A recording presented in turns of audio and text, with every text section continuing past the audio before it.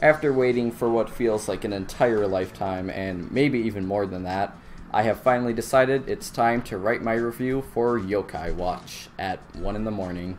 I've waited too long to talk about what actually turned out to be a very good show. It's been quite a while since I've watched any show that would be classified by most people as a Pokemon ripoff, but if that's what it is a very good one at that. Yokai Watch is an anime based on the very popular 3DS games. It airs in America on Disney XD and is of course a show aimed towards a much younger audience. I mean, if I have to choose between these dumb kid shows and those shows that have endless disappointments, I'm of course gonna choose the dumb kid show. So, Yokai Watch, what is it?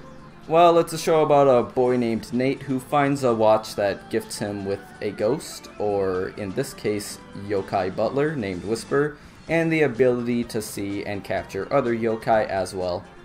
The yokai in this show are actually executed in a very intriguing way, as a person possessed by them has the same emotions that they are feeling.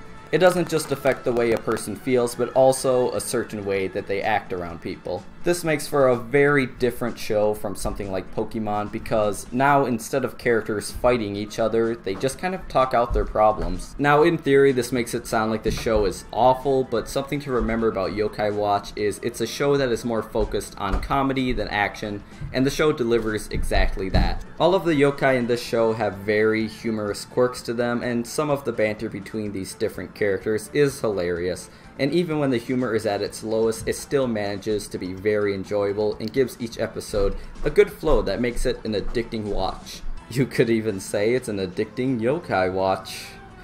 Kill me. Since Yokai Watch is a show more concerned with its jokes and story, we also get to see some stories about other side characters like Manjima and Komo-san.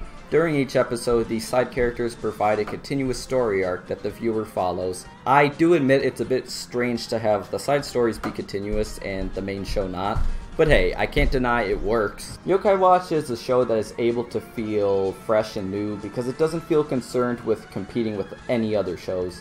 It's willing to just do its own thing, which helps it to become much more memorable. Do you think I could remember a single episode of Dinosaur King? Definitely not. This is a show that I don't really have any complaints about.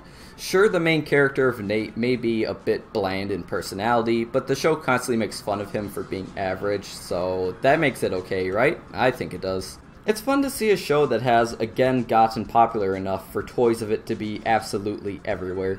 There is something about this idea of over-consumerism of childhood innocence actually succeeding that makes me want to congratulate everyone involved. If you think you see a lot of Yokai Watch stuff here, then just look at Japan. They're way ahead of us, ready to release the third game when we haven't even released the second one yet. It's a lot like seeing the Minions here in America if they were actually likable.